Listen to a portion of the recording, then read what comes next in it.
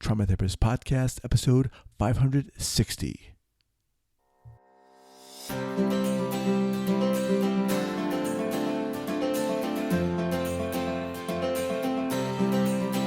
All right, welcome back to the Trauma Therapist Podcast. My name is Guy McPherson. My mission is to raise the awareness of trauma and to support and inspire new trauma therapists just starting out on the trauma-informed journey. I do that with my membership community, Trauma Therapist 2.0, my online courses and workshops, and the Trauma Therapist newsletter. If you're a therapist of any kind and you work with individuals who've been impacted by trauma, I invite you to head on over to my website at thetraumatherapistproject.com. That's thetraumatherapistproject.com. All right, let's get started. 5, 4, 3, 2, and 1. All right, folks, welcome back to the Trauma Therapist Podcast. I am very excited to have as my guest today, Teresa Gil. Teresa, welcome. Hi, thank you for inviting me. All right. So Teresa has been a psychotherapist, professor, and trainer for more than 25 years. She has a private practice working with women dealing with recovery from child abuse and trauma. Teresa is a full professor and teaches general psychology, abnormal psychology, child psychology, and psychology of women. She's also taught courses in both social work and sociology.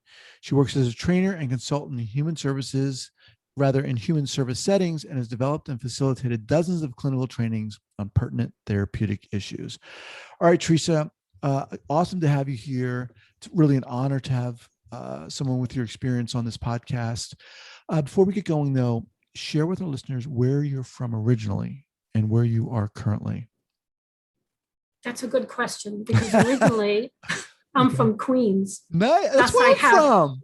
Oh, yes. Flushing for Queens. Nice. Nice. Where are you from in Queens? Well, originally I was born in Manhattan and then moved to Queens, Jamaica States. Oh, okay. So not too far from Main Street. Not too far. No. But awesome. All right, go. I'm sorry. So the accent is definitely Queens, and I haven't been able to get rid of it. And although I've tried, but I'm now in Albany, New York, which is about 2.5 hours north of New York City. It's the capital. So you've been there all your life?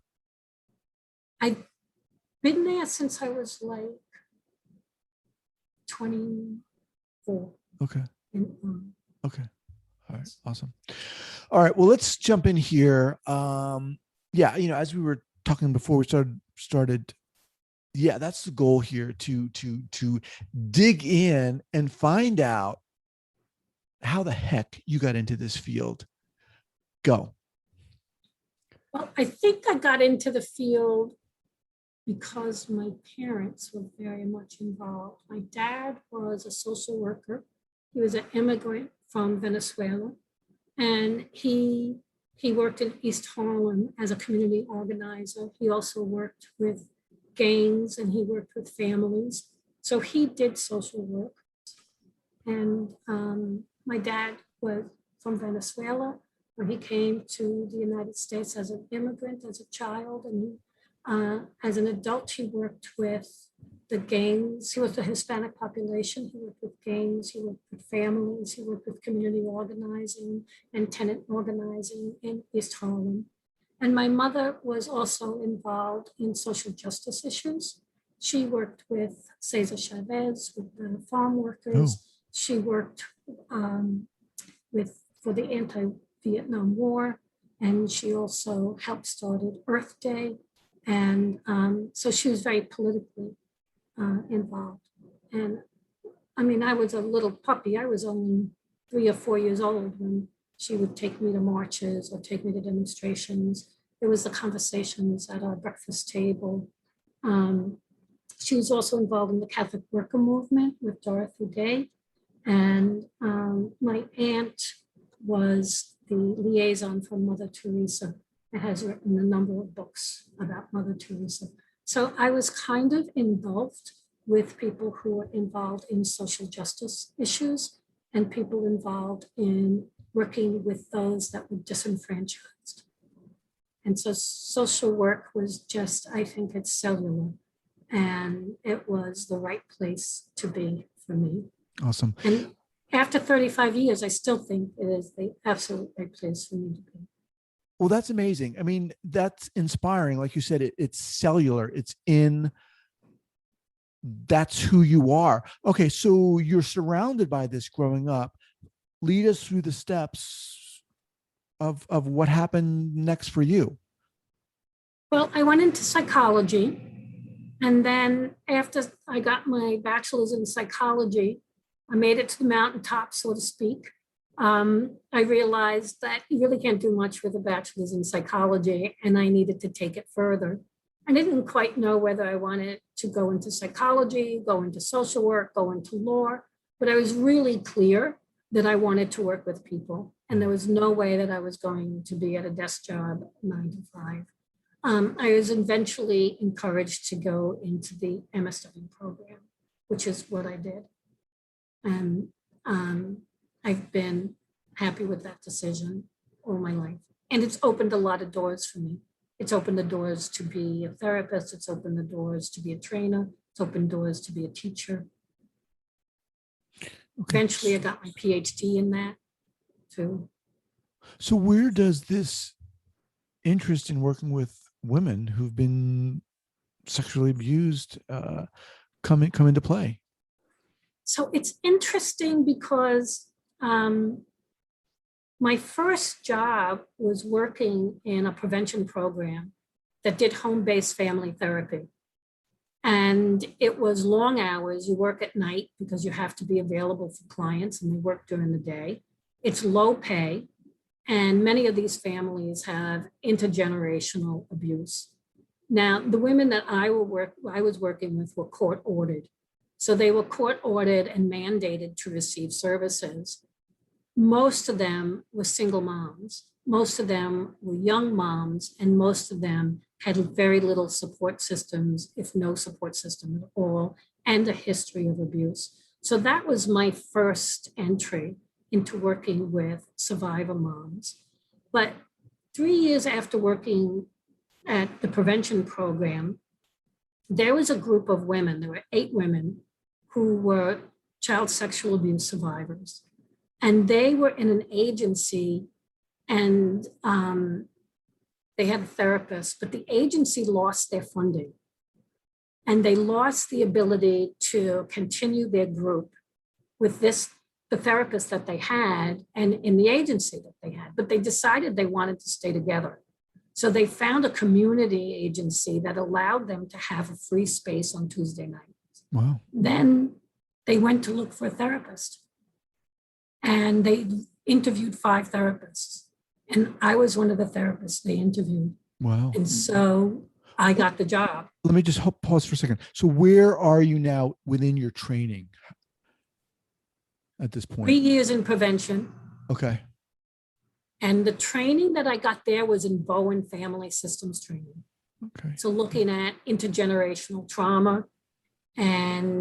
But mostly my job here in that agency was to stabilize the family so that the children could stay at home, or that the children could come back home and reestablish a relationship within the context of the family. So we never really looked, even though I knew my clients were survivors of trauma, there wasn't really room to do that kind of introspection and that kind of work.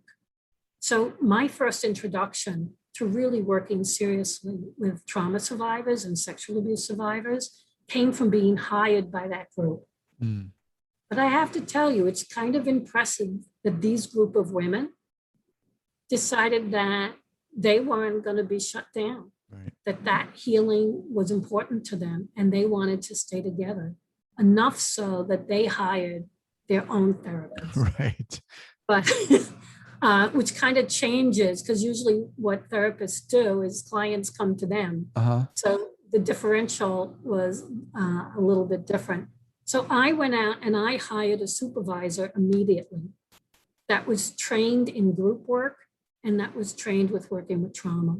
Okay. Now let me hold on. You're saying a lot of stuff. I want to just make sure we track this, because this is good stuff for our listeners. So you're working with these women you're realizing the trauma. How was this for you? I mean, how did this impact you? How did this affect you, both professionally and personally? The women in the group? Working with trauma per se through these women. To be honest with you, I was overwhelmed. I was really naive. And, I was one of those people, because I worked in a BSW program, and we have all these little 18-year-olds that come in and say, I want to be a social worker because I want to help people. Mm-hmm. You don't really know what that means Right. until you're in the field. And I was kind of a little naive, thinking that I was going to go in and help people.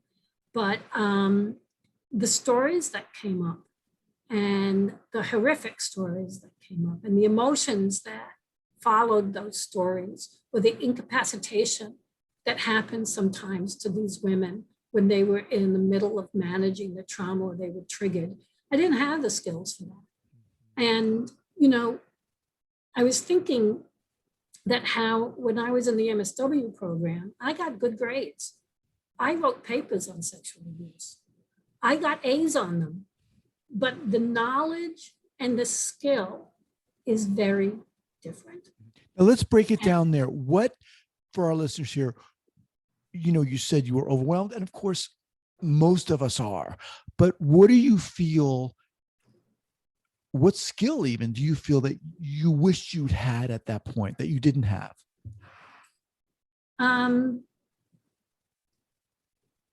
Well, I eventually went into a training group, and the training group taught bioenergetics, transactional analysis, and inner child work. So my supervisor ran a group for therapists to train in those modalities. And that was the most helpful to me as a trauma therapist, because I got to work on my own issues with a group of other therapists, because the training was working on your own issues. During the week, you would do reading, you would get the knowledge. But when you met weekly, you would apply that knowledge to one another. Mm. And so I became, from that point, someone who was knowledgeable to someone who was skillful. Wow. Now, give us a little. And then I wasn't so afraid when strong feelings came up of automatically in the middle of group, a woman had a rageful outburst. I think what I did have is that I could maintain a sense of calm when things got very emotional. And you feel that training helped you, that group? I think I came into the world like that. Okay. I came into therapy being able to do that. Uh-huh. And that might have been an outgrowth of being the middle of 9.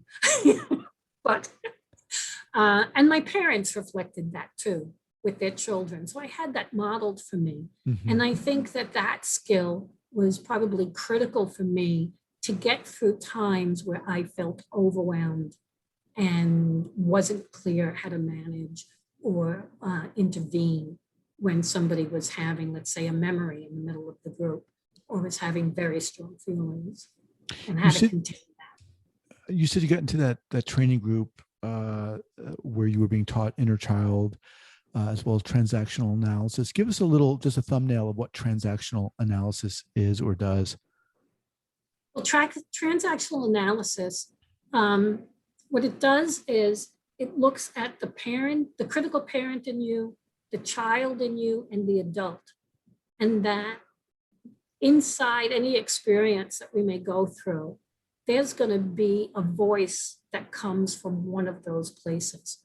And the idea is to be able to separate the adult voice from the child's voice, from the critical parent voice. And sometimes it means that there'll be 3 chairs in the room, and you sit on each chair, because each of those are an aspect of yourself. And you get to explore those parts of yourself as you get to also talk to them and reason with them and find out what the belief systems are that make them think or feel that way, so that there can be shifts and we can move forward. I love that. All right. So you're working with this woman, you're simultaneously getting this training. Yes. Okay. So continue on. How are things unfolding for you, et cetera? Um, my supervisor was really brilliant. And so I met with him weekly. I talked with him about, the group process. I talked with him about what was happening with clients. And he had given me skills and things to say, real concrete things to say and to address. And, but also I learned that in the training that I was doing with other therapists. So when you watch it unfold in your own work for yourself and with your colleagues, then all of a sudden it just becomes a natural way and it becomes automatic. You don't have to think about it as much. How do you feel you changed as you gained more skill, techniques, et cetera? How do you feel you changed as a therapist as you continued working with these women? They changed me. I learned a lot from them. And that's kind of the paradox of being a therapist, is that you go in there thinking naively that you're going to help them. But in the relationship, there's transformation on both sides. I learned how children get hurt. And I learned what children need. And I learned what's important to be in a relationship with other people. So by learning how people get hurt, I learned what not to do to be hurtful to people. Okay, let's break that And down. That's beautiful. Break it down. Can you get more specific? um, so one particular client, really low self-esteem, it would be considered a small T trauma, which I don't really like the small T, big T. But in that her mother wasn't emotionally available. Her father was a salesman. He was gone for weeks at a time. And when she came home, her mother was tired and she was by herself. She had to fend for herself in terms of, doing her homework, getting her clothes ready, making supper for herself. Her mother was probably also clinically depressed. And so so when we did inner child work, and she was able to cry about what those experiences were and being on the couch alone, and asking her what her little one needed, and her saying that I needed someone to sit with me. I needed someone to tell me I was going to be okay. I needed someone to talk with me about my day. That told me to make sure that I'm present for my daughter, that I sit with her, that I talk to her about what her day was like, and that I take cues from my daughter in order to be attuned. So, what I find a lot with mothers is that mothers will say that they're attached to their kids. I work with a lot of mothers who say, I love my kids. Everything I do is for my children, but they're not attuned to them. So attuned is something that is almost psychic. It's almost spiritual. Attuned is knowing when, your child all of a sudden slumps down, or they're not making eye contact, or they go into collapse, or they're in fight flight and they're not themselves, or a shift happens. Let's say they're at a party and you happen to be at the party and you see a shift happens in terms of their energy. That's what you pay attention to. You're paying attention to what is not said more than what is said. Because if you ask somebody, how are you doing? More than likely they're going to say, oh, I'm fine, because that's what we've been trained to say. But we need to be able to see what's not being said and be attuned to that. And what I learned most from my clients is what little ones need and how to be attuned to them. And I feel that I give that gift that they gave me to my children, to my partner, and to my friends, as well as my clients. Wow. Yeah, it seems just so simple and so subtle, but it's huge. it should be simple. It should be, it's right. It should be simple. It should be, and it gets so complicated. It gets so complicated. And basically, I mean, the Buddhists say, do no harm. And it's just really being present and open and accepting and non-judgmental and available to people. It's not rocket science. Mm-hmm. Let me just reintroduce you here. I'm speaking with Teresa Gil.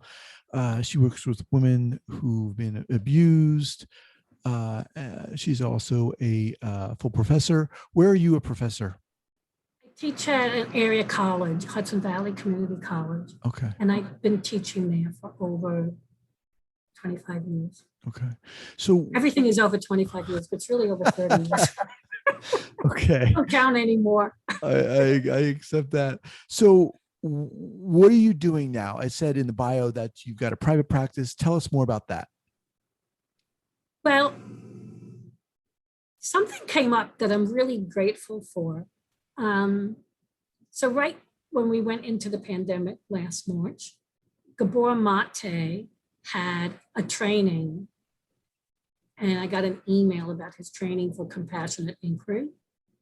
And it's a 1-year training, and I took that. And it was the absolute best thing that I did. And the training, you meet twice a week with a mentor and a group of other people who are training. And you get to see Gabor Mate work live, which is exciting. Wow.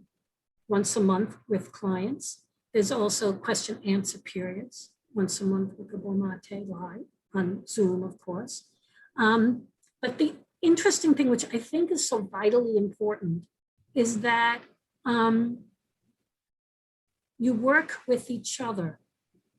So you learn the skills, but then not only do you meet twice a month with the facilitator in your group, you're supposed to meet with the people in your group weekly and practice compassionate inquiry with one another. And that came in really handy during the pandemic when people were homebound. And I got to meet people from all over the world. Mm-hmm. I have friends from Hungary and Romania, and a lot of friends from Canada and from the United States and Bosnia. And all of them interested in the same type of healing, where the belief is that where you get stuck as an adult has its roots in childhood, and that the object is to go back to that incident, find out the belief that was formed at that period of time, go back to that child, be able to have a conversation with that child that got stuck in time so that you can move forward. And you do that with the compassionate witnesses of other people. So that's compassionate inquiry? Gabor Mate, and he does, yeah. I think he does 2 or 3 a year. Mm-hmm, mm-hmm. And it's very powerful, and I'm loving it. So I finished that last August, but this March I did the mentorship program. So I finished that mentorship program in about 2 weeks. Oh, wow. So to be a mentor in compassionate inquiry? Well, no, the mentorship program means you get one-on-one training. I see. Okay. So more specifically. Okay. Yeah. And they also have internships too, for people to participate in internships, but you have to go through their year program. Okay. So that's what I'm doing now. Okay. Okay. Talk about the people you're working with, your clients, the clientele rather.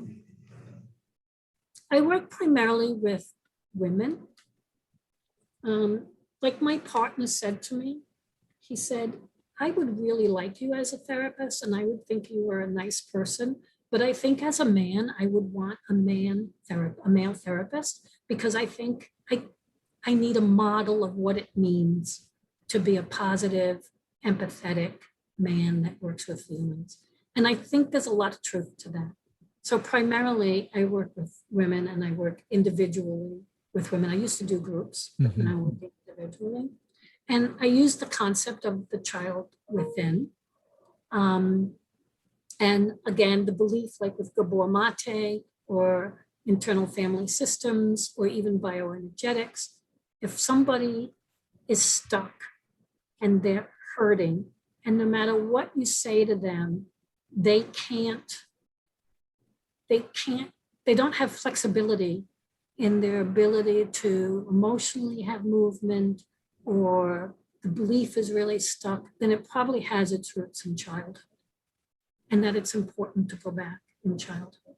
And in doing that, you use the body and you use breath and you use the right brain for doing visualizations and memory work.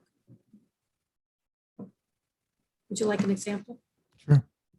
Okay, so I'm working with this one woman. I'll call her Louise. And she comes into my office. She has a long history of pretty severe child abuse and neglect. She comes into me, she's disassociated and really not there. She's learned to be socially appropriate, but there's like a dearth in her face and in her posture. And so she had two brothers, a mother, a father. They were all upstairs and all of them had their own bedrooms. Her bedroom was off the kitchen with a curtain, not even a door. And there was a crib in the room. So she was really on a whole different floor. Her mother couldn't even hear her cry at night. Mm. Part of, we found out later on, is that part of the reason why she wasn't given care and she was neglected was because her dad was not her biological father. Her mother had an affair with another man, and she was the product of that relationship. So right from utero, she was not wanted and not accepted. She was sexually abused by both brothers. Her mother never answered her cries. She can remember being 3 years old, crying and crying and crying. Finally, she crawled into a little ball and she stopped crying. She said she knew at that moment she stopped feeling. She would leave the house at 3 and 4 years old for hours and hours and hours at a time, and nobody ever looked for her. She actually found a neighbor 2 blocks away, and she would stare in the fence, watching the neighbor and her daughter play. And sometimes they would invite her in to play also. But she said, I always knew I needed to be good, because if her little daughter took my crayon and I said something, I could be asked to leave. If she pushed me and I complained, I could be asked to leave. So her daughter kind of bullied me, but at least I was connected with people. So one day she comes into therapy after a year and a half of working with her. And she says, I went to the family gathering and I heard the story that they tell every time the family meets on July 4th. It's the extended family, aunts, uncles, cousins, parents. And she said, it just really pissed me off this time. It just really pissed me off. And she said, I don't know why, but it's supposed to be this endearing little story. And the story is that I loved my mother so much that whenever there were holidays, I would be in the corner rocking back and forth singing, I love my mommy, I love my mommy. So I said to her, would you like to explore that? And she said, yes. So we both got down on the floor and I had her position herself like she was that little girl in the living room at the parties. And I asked her to rock back and forth and sing, I love my mommy. And she started to do that. And she said, I can't do this. And I said, why can't you do this? Because it's too overwhelming. And I said, well, can we take a peek together? And she started again. I love, and the tears started to come down. And she said, I just left my body at the top of my head. And I said, why would somebody want to leave their body? And she said, it's just too painful. So then I said, can we take a peek at this together? And I'll go there with you. And I'll hold your head so that you don't leave your body at the top of your head. So what happened is she started to rock back and forth singing that song. And then she just went into deep tears. And I held her as she cried and encouraged the crying and the tears to come, because those tears have been held in for over 30 years. And those were probably the same tears that her little girl had in the crib when her mother didn't answer her, or her mother didn't even hear her because she was in the room off the kitchen and her parents and brothers were upstairs. So at that point, then there's the feelings, there's the release. And I know some people question, should you go that deep? But it's already there. And it wants to be heard. And if you go into the body and you have the experience, and then afterwards you feel lighter, then that's the sign that you did what you needed to do. And you don't always have every session strong experiences like that, but you need to have the tools to be able to be present for somebody, and to be a witness to that, and to help coach them so that they can look at that more deeply. Then afterwards, we're able to look at the little girl. What would that little girl look like sitting on the floor, rocking back and forth? What color was her hair? It was brown. What color were her eyes? They were brown. What was she wearing? She was wearing a dress. And what color was the dress? It was red. And what kind of shoes was she wearing? It was black shoes with tights. And what would you do if you saw that little girl sitting in the corner, rocking back and forth, singing, "I love my mom"? I said, what would you know about her? She said, I would know that she felt really alone and disconnected. How close could you get to her? I couldn't get too close because she would shrug up and she would shy away. So how close could you get to her? Probably about 5 feet. How would you have to talk to her in order to connect with her? I'd have to use a really low voice. What do you think she needs to hear?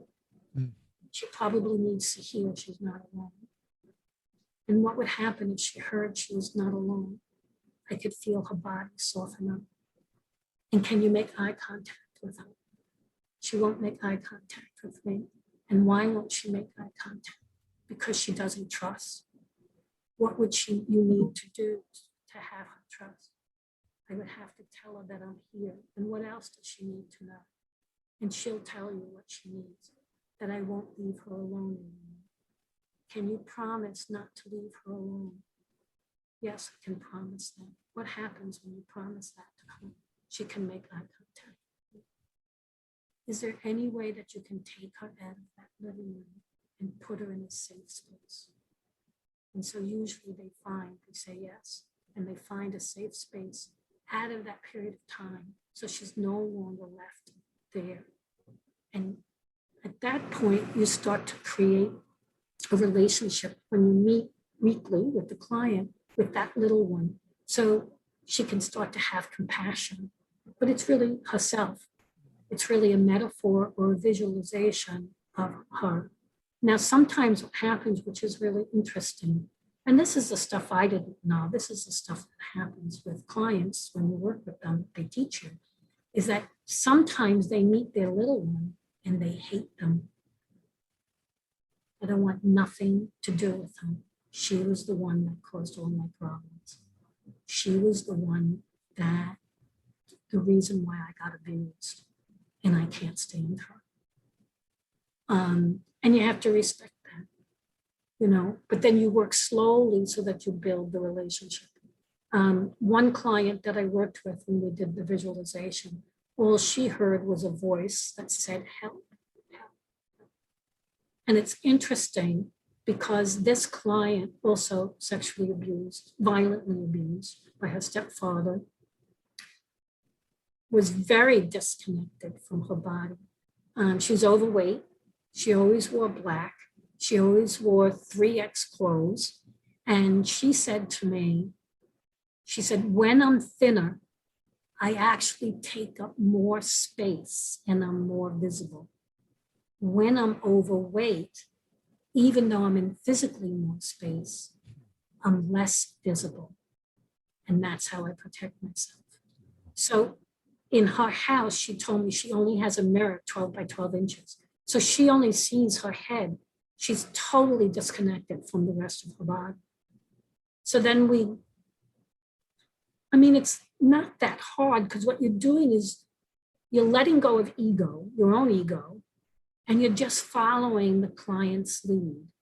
So I asked the client, she's saying, what does she need help with? She needs help because she's lost. And does she want to be found? She wants to be found, but it has to be the right circumstances. So ask her, what are the right circumstances? That she needs to know that she's not going to be abused. And what does she need to hear from you? She needs to hear that I'm there for her. Can you tell her that? No, I can't. Not yet. So then sometimes I'll do something and I'll say, I will tell the little girl that I see her and that I know she's there, and that I'll make sure that the three of us keep in touch with her. And that may be just what we do in that moment. And that is actually a lot. Yeah, I want to just kind of wrap up here, but before we do, I just want to say that what you're doing here is incredible. I mean, I know our listeners are like, this is like a master class in the questions, the invitations of exploration. But let's finish this little bit up here, and then we'll close it out here.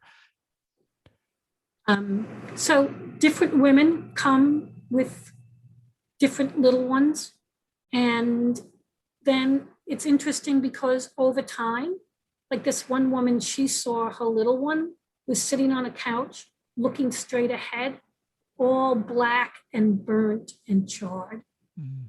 And it was interesting because she was a mom of two, and she was a single mom, and she was struggling with poverty and trying to go to school.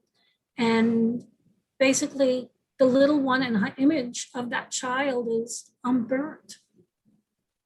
She's burnt. And so we could talk about that and use that metaphor about how burnt she is. She was also angry at her little one. She said, I can't do nothing for her because I feel like she causes me all my troubles. She says stupid things. She's socially inept. She doesn't know how to keep her mouth shut. She just got me in more and more trouble. So she couldn't do anything for her. And she said, even if I go over there and try to touch her, her skin would just come off. But eventually, after like a year or two of working with her, she said, she came into me once. That's why you have to love your clients. She came into me once and she said, I just want to tell you, I saw my little girl and she has skin and she's happy and she was dancing this morning. Yeah. And so the metaphors or the child within can tell you where the person is at internally, emotionally, and it can also show you the growth that they're taking. And the more that they can have insight and awareness and compassion for themselves, the more that they can heal. But with the mothers that I worked with who are survivors, who are struggling with their own children, they said that the most important tool for them to be good mothers to their own children was how the therapist modeled mothering to them. Mm. So Selma Freyberg has this one. Sometimes I'll read a sentence in a book and it will just stop me. And this sentence stopped me. And it said, a mother who hasn't had the cries of her own child be heard is a mother that cannot hear her child's cries. Mm. What was that book? By Selma Freyberg. She wrote an article. Okay, Selma Freyberg. Okay, I wanna wrap up here. Teresa, this is amazing. You are amazing. I'm so glad that we connected, and I've got to have you back because obviously there's a heck of a lot more to talk about. And the way you articulate your experience is so phenomenal for our listeners. I know it. I mean, this is the juice of the podcast, and you're perfect for this podcast. So I want to thank you so much for being here. What's the best way for people to get in contact with you? They can go to my website, Okay. www.teresagilphd.com. Okay. And on the website is my email address, but also my blog on Psychology Today that touches on some of these areas, and also the book that I wrote on mothering survivors. Okay. And tell us about the book. Where can people get the book? They can get the book on Amazon. Okay. Okay. And what's the name of the book? It's Women Who Were Sexually Abused as Children, Mothering, Resilience, and Protecting the Next Generation. Okay. And I'll have that link up here at the show notes page at the traumatherapistpodcast.com. People can go there and get the book as well. Again, fellow New Yorker, I love it. I loved having you on here sincerely. I mean, this is what this podcast is about. And it's been a pleasure. Thank you so much for having me. All right. Take care.